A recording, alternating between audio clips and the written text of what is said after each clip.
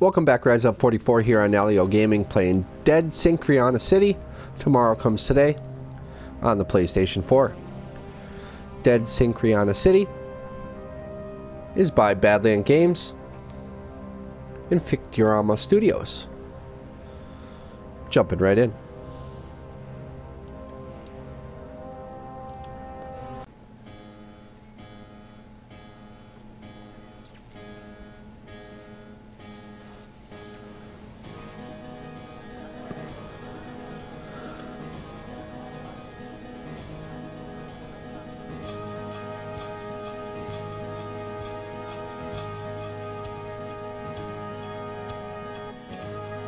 $8:05.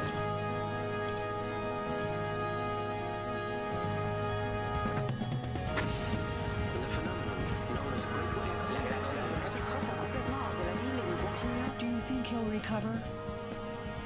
I don't know. It's too soon to say. We should let him rest.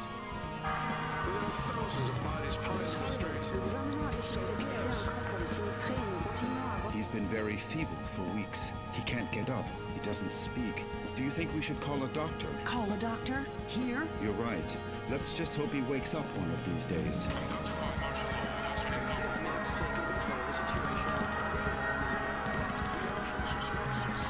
Come on, my friend. Hang on. Don't give up. Please, let me get out. Huh. Dead Synchronicity.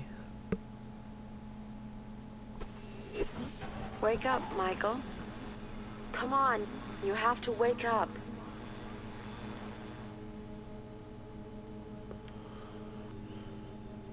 Alright, so Dead Synchronicity is a point and click game. So it seems here we have some choices. Who are you? Who's there? Where are you? Where are you hiding? What's happening? What is this place? Please tell me. Let's start with the first one. Who are you? Who's there? Please, Michael, wake up. Wake up. This silence. This darkness. Where am I? Damn it. I can't remember. Where are you? Where are you hiding? What's happening? What is this place? Tell me. Let's go with the next one. What's happening? What is this place? Please, tell me. Michael, please wake up. You have to wake up. Michael? Is that my name? Please tell me where I am. I can't remember anything. Where are you? Where are you? Where are you hiding? Wake up, Michael. Please wake up. Wake up now. Don't go! Please! Come back! Come back! This silence. This darkness. This emptiness. Huh. Oh, wait. Oh. Got a prompt somewhere around here. Oil lamp. Act 1, a camp full of rats.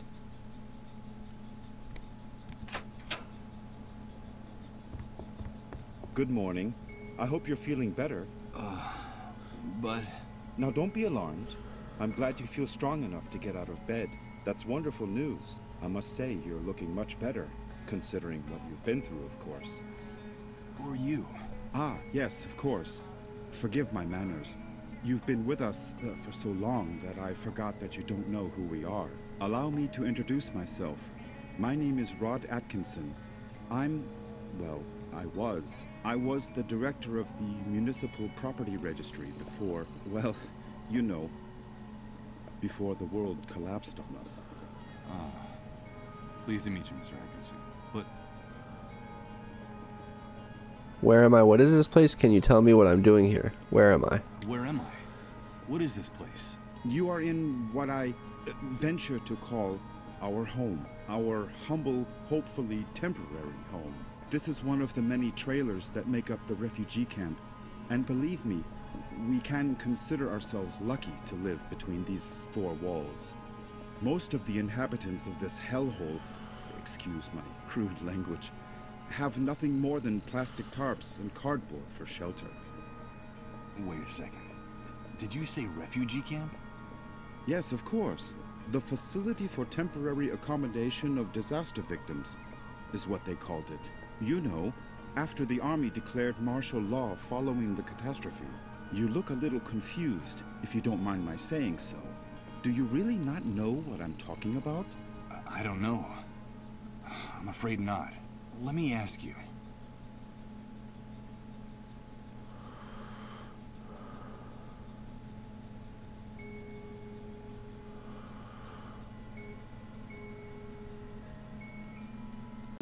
Yes, of course. I think we owe you an explanation. A few days after the Great Wave, we found you lying in a ditch near the airport. You were badly injured and unconscious. We couldn't just leave you there. Someone had already stolen your luggage and identification. It was awful. So we decided to take care of you ourselves and brought you here. You've been with us ever since. By the way, I should tell you that when we found you, your clothes were ripped to shreds. So we threw them away. The clothes you're wearing now are mine. You'll find more things in that wardrobe. If you need anything, just help yourself. Thank you, Mr. Atkinson. But the Great Wave? What are you talking about? You said with us. Who else lives here? From what you've told me, I see that you saved my life. I'm very grateful, Mr. Atkinson. Let's go with that bottom one first. from what you've told me, I see that you've saved my life. I'm very grateful, Mr. Atkinson. No, please. You don't have to thank us. We just did what we had to. It's our moral obligation to uphold the ethical principles of civilization in this new world. But call me Rod, please. And, well, we also did it for Colin, you see. What kind of future does he face if we accept that it's every man for himself, that no one cares about anyone else? It's a terrifying prospect, don't you think?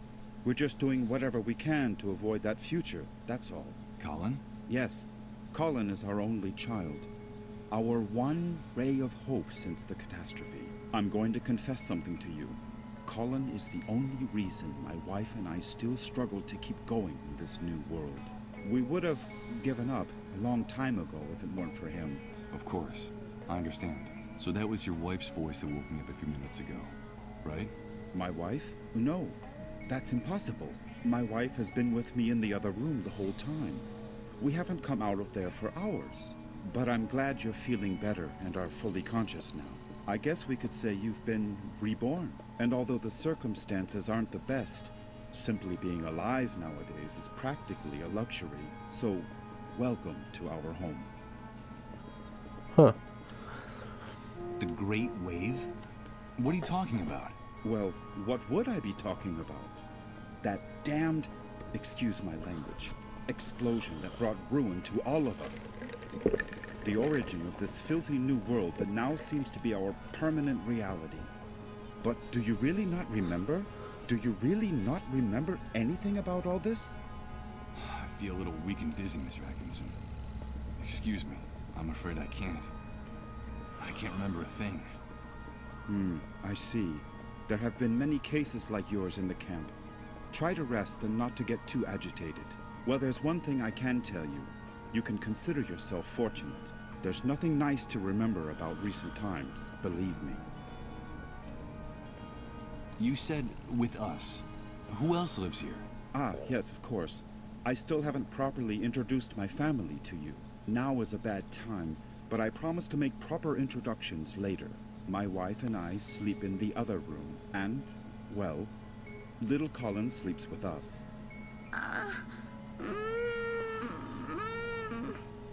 What the? Rod! Please excuse me, but I have to leave you now. No, wait, please. What's happening? Don't go yet. I'm sorry, I understand that you have a lot of questions to ask me, but now isn't the time. Believe me, I promise to answer each and every one of your questions in peace and quiet later. Sorry, but I have to go. Rod, please, quickly! Oh boy.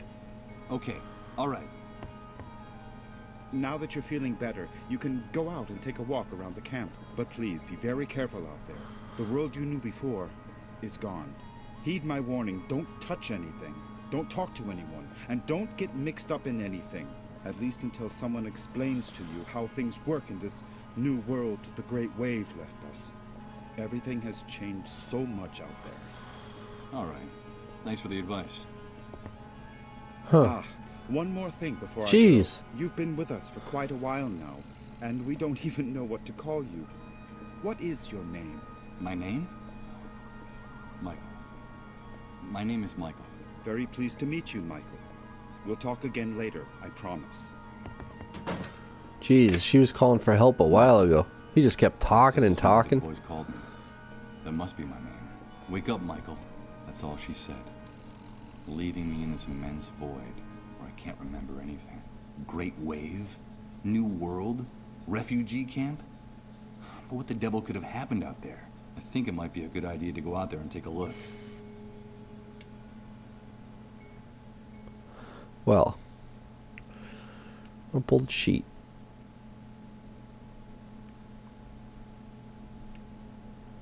Door.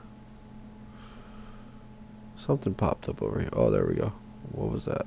Family photo. It's an unframed snapshot, stuck directly on the wall of the room. 2 adults and a child smiling at the camera in what looks like an enormous yard. One of them is Rod, my host. Point and click. The scrap of fabric has traces of blood, sweat, and other fluids I can't even identify. If this sheet was ever white, it must have been a long time ago. A very long time ago.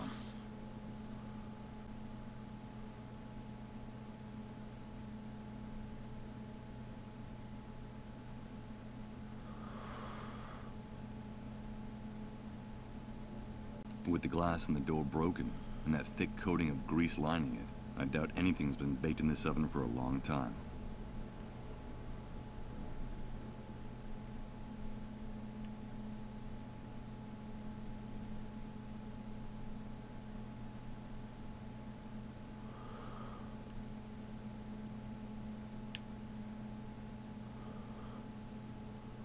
A pile of frying pans, plates, and dirty silverware waiting to be washed. Ugh, this place smells like a cheap, greasy spoon. Huh. I can hear people whispering on the other side. It's the door Rod went through after hearing those moans, the same one he made sure to bolt shut. This oil lamp is the room's only source of light. The flickering of the flame makes the room look ghostly, like in a dream. More like in a nightmare. Alright, wardrobe The time. old closet Rod told me about. It's funny. With the glass in the door shattered, my reflection in the mirror is fragmented, like a photo ripped into little pieces and taped back together.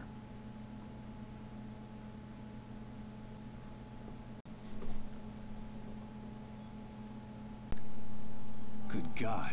What the hell happened here? Rod was right.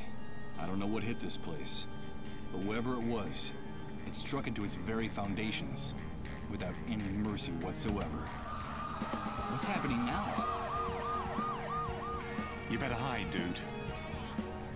Don't you know that it's dangerous to show your face when the cleanup brigades come into the camp? You're new here, aren't you?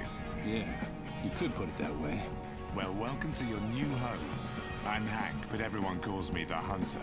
I'm Michael. But what's going on up there?